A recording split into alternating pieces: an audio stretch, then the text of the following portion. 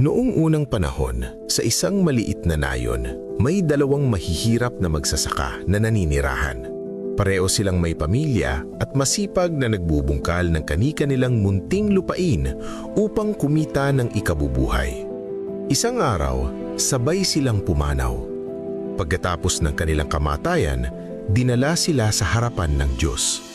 Tinignan sila ng Diyos at tinanong, "Ano ang kulang sa inyong nakaraang buhay?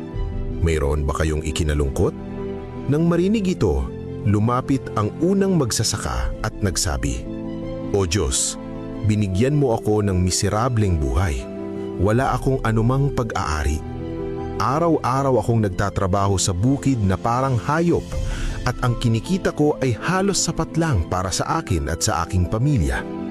Hindi ako kilanman nakapagsuot ng magagandang damit o nakaranas ng kasiyahan tulad ng iba.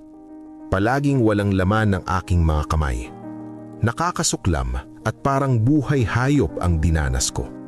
Matapos itong pakinggan, tinanong siya ng Diyos, "Kung gayon, ano ang nais mo sa susunod mong buhay?"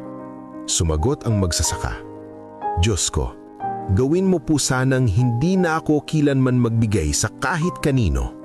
Gusto ko lamang na ako ang tumanggap mula sa lahat." Tumanggo ang Diyos at sinabi, "Matatanggap mo ang iyong hinihilin. Maaari ka nang umalis." Pagkatapos niyang umalis, hinarap ng Diyos ang ikalawang magsasaka at tinanong, "Ikaw naman, ano ang kulang sa iyong nakaraang buhay?" Magalang na nag-cross ng mga kamay ang ikalawang magsasaka at nagsabi, "O Diyos, ibinigay mo na po sa akin ang lahat. Ano pa po ang hihilingin ko? Binigyan mo ako ng mabuting pamilya at sapat na lupain upang pagtrabahuhan at pakainin sila. Lubos akong nagpapasalamat sa lahat ng ito. Ngunit may isang bagay akong labis na pinagsisisihan. May mga pagkakataong may mga taong gutom at uhaw na kumakatok sa aking pintuan. Nakakapagbigay ng tubig, ngunit wala akong maibigay na pagkain. Umaalis silang gutom pa rin. Ang pagsisising iyon ay nananatili pa rin sa aking puso hanggang ngayon." Tinanong siya ng Diyos, "Kung gayon, ano ang nais mo sa susunod mong buhay?"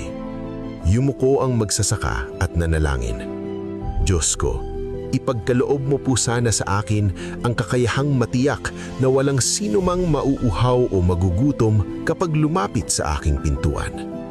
Nais kong makapagbigay sa lahat."